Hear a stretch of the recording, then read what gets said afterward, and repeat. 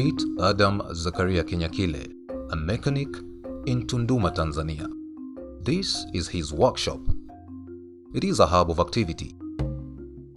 Despite having no aeronautical background, Adam has always been fascinated by flying.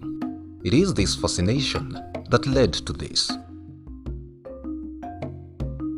His own home-built helicopter prototype based entirely on what he'd seen in movies and photos.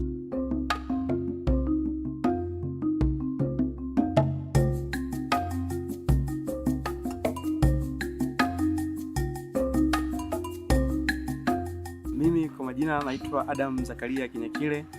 Mimi ndio mbunifu wa helikopta hii ambayo nimeipa jina la 𝐻𝐴𝐺𝐳. Niko Tunduma nchini Tanzania. Adam had never seen an aircraft in real life. Maishani mwangu nilikuwa sijai kuona helikopta kwa ana kwa ana. Sana sana nilikuwa naona kwenye TV na kwenye picha. Lakini kuiona kabisa imesimama hivi sikuwahi kuona, hata zile za kwenye kampeni sababu sikuweza kuziona hata zile. He gives us an account of how his craft works. Helikopta yangu ina maana ina speed, ina gia 5. Kwa hiyo nikishaenda clutch na pia naingiza gia namba 1 ambayo ni gia kubwa. Hiyo gia ni kwa ajili ya kuanzisha mzunguko, kwa sababu unapoanzisha mzunguko unatumia nguvu kubwa. Kwa hiyo inakwenda kishafika speed fulani naongeza gia namba 2. Kwa hiyo ile speed inakuwa kubwa zaidi. Ikifika hapa 4 navuta tena kidogo, naongeza kidogo tena mafuta hapa. Kisha ongeza mafuta, kuna kifaa hiki hapa. Hiki kifaa kazi yake chenyewe ni zile panga zangu kule juu inafanyisha mzunguko zinakuwa zimekaa level hivi. Zikishapata speed kubwa sana, kinachofuata pale navuta hii naishusha chini. Nikishusha chini, tayari zile panga zangu zinageuza uelekeo, zinafanya hivi tayari kwa kukata upepo ili hii helikopta iweze kunyanyuka juu. Kwa hiyo ni baadhi ya vifaa ambavyo viko hapa, lakini sitaki kwenda umbali mrefu kwenda juu kwa sababu mafuta yanayotumia humu ni petroli. Humu kuna vifaa vyote vya gari. Kwa hiyo petroli wanasema ukifika level fulani ina tabia ya kuganda. Kwa hiyo pia siwezi kwenda umbali mrefu. Ni ndoto ambayo nilikuwa nayo tu, sina historia vizuri ilitokea wapi, lakini ndoto ambayo nilikuwa nayo ndani ya mwaka mzima ilikuwa kinikosesha usingizi. Lakini pia nilitaka kuleta kitu tofauti na kile ambacho mzungu anakifanya.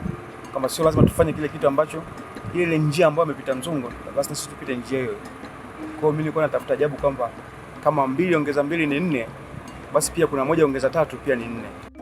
Upon completion of the prototype, 𝐻𝐴𝐺𝐳 as he calls it, conducted a maiden flight and Adam took to the skies.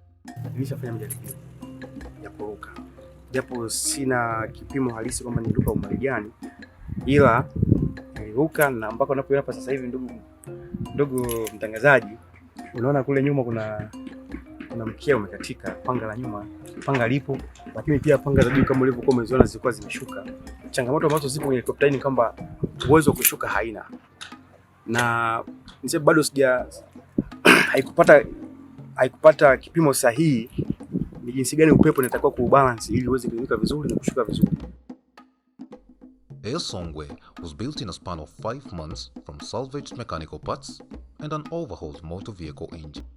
Unapoiona hapa ilikuwa muda mrefu sana.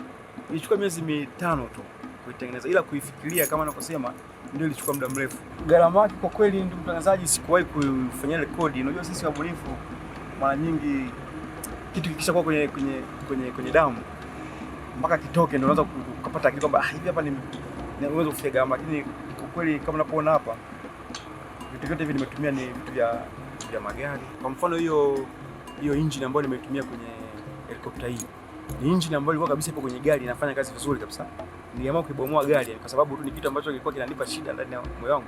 Kwa hiyo niliamua kubomoa gari ili nifanye kitu hiki, kwa sababu ni furaha ambayo na baada ya kutengeneza helikopta ndipo nilipopata amani. This remarkable achievement, however, would soon hit a dead end as Tanzanian authorities ordered Adam to stop building his prototype. Sikufika tamati ya hii helikopta, kitu cha kwanza ambacho pia kilinisababisha kidogo kurudi nyuma sana. Unaona, kwa sababu wakati bado naendelea na utafiti huu, serikali iliweza kunizuia kuendelea na utafiti huu. Kwa hiyo kiukweli, ila endapo serikali ingeniruhusu niendelee na utafiti huu, nafikiri labda matunda ningeweza kuyaona baadaye. Wao walisema kwamba wangependa zaidi kuona nafanya vitu ambavyo vinagusa jamii moja kwa moja, kwamba wabunifu helikopta tayari, helikopta zipo na zipo za kisasa na watu washafika mbali sana kwenye mambo ya teknolojia ya helikopta. Kwa hiyo wao walidai kwamba niweze kufikiria shida ambazo zipo kwenye jamii yetu ili niweze kusaidia jamii.